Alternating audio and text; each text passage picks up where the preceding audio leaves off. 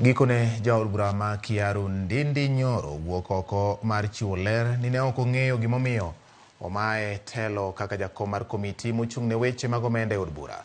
Bende onge jal moro amora manoloso kode ewi lokruok ne lemo makamano.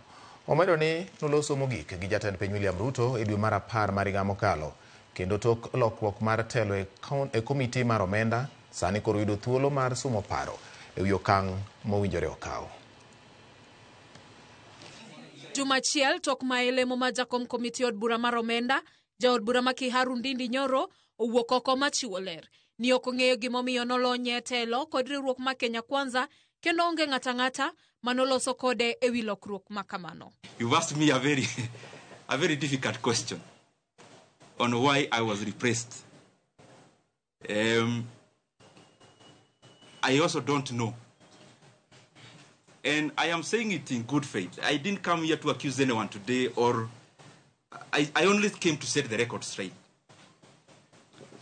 No one in the leadership of our coalition, from whichever position,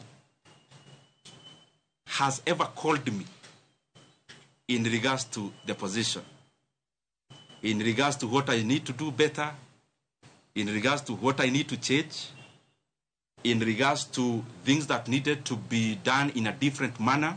Ka otwak gi jofwambo, Nyoro nowacho ni noloso mogik gi jatend piny William Ruto dwe mar 10 higa mokalo. Mae e kinde mane chenro mathicho oko e apisi jalup jatend piny machon Rigathi Gachagua nochakore, kendo nenore ni Ndindi Nyoro ne nyalo kawo kare kaluwore gi osiep makare kendo motwere mane ni e kinde kod jatend piny William Ruto. The last discussion I had with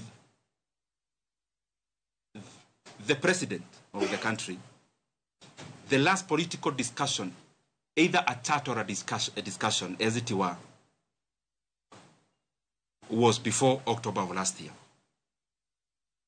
And I would not want, and you permit me to do that, not to discuss any further about any leader. Kata obedo ni jood bura mamoko kaka Kimani Ichung'wa kod Junet Mohamed noseye od bura juma mokalo e wiyo mar pogo omenda.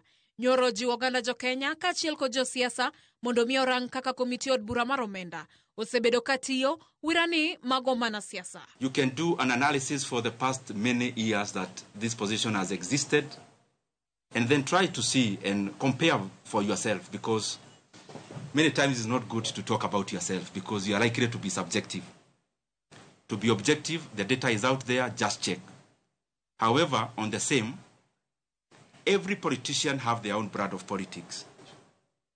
Myself, I do not answer evil with evil.